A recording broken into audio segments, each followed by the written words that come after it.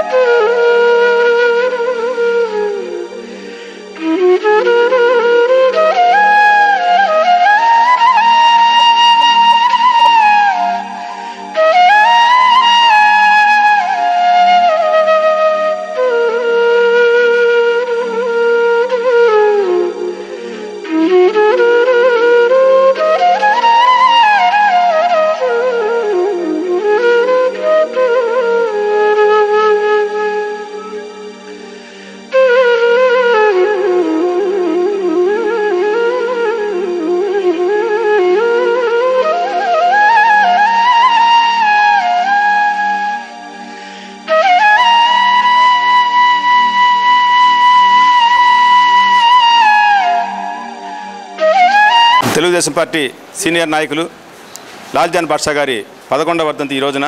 అంటే ఒక పక్క మనం సంతోషంగా స్వాతంత్ర దినోత్సవ వేడుకలు చేసుకుంటూ ఒక పక్క ఆ మహనీయుడిని మన మధ్య లేడనేటువంటి బాధను కూడా మనం గుర్తుపెట్టుకోవాల్సినటువంటి అవసరం ఉంది.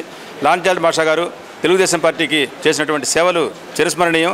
ఆయన ఎప్పుడు కూడా తెలుగుదేశం పార్టీ నాయకుల్లో, కార్యకర్తల్లో శాశ్వతంగా జీవించే ఉంటాడని చెప్పేసి తెలియజేస్తూ ఆయనకి ఘనంగా నివాళులర్పిస్తా ఉన్నాం.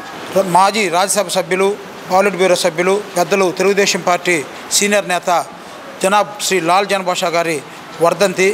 ఈ రోజున ఆయన్ని చాలా ఘనంగా ఆయనకి నివాళులు అర్పించాం. లాల్జాన్ బాద్షా గారు లాంటి ఒక వ్యక్తిని కోల్పోవటం తెలుగుదేశం పార్టీకి ఎప్పుడు తీరని లోటుగా మేము భావిస్తూ ఉన్నాం.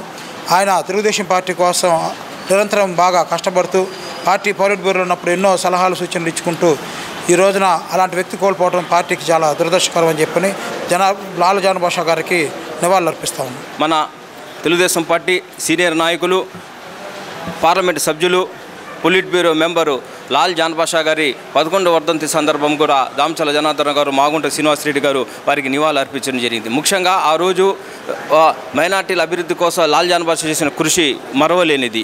పాలిట్ బ్యూరో మెంబర్గా, లోక్సభ సభ్యునిగా అతను చేసిన సేవ మరవలేనిది. అదేవిధంగా ఆ రోజు ఏదైతే 1999లో తెలుగుదేశం పార్టీ అధికారంలో రావడానికి ఆ రోజు ఏదైతే అతను ఆ రోజు ప్రవేశపెట్టిన చంద్రబాబు నాయుడు గారికి సూచనలు ఇచ్చి దీపం పథకాన్ని ప్రవేశపెట్టిన ఘనత కూడా లాల్ జాన్ బాషా గారికి దక్కిందని తెలియజేస్తూ అతను మరణాన్ని మేమంతా ఎంతో బాధాకరంగా భావిస్తూ అతనికి ఆత్మకి శాంతి చేకూరాలని కోరుకుంటూ లాల్ జాన్ బాషా గారికి ఘనమైన నివాళులను మేము అర్పిస్తున్నాం.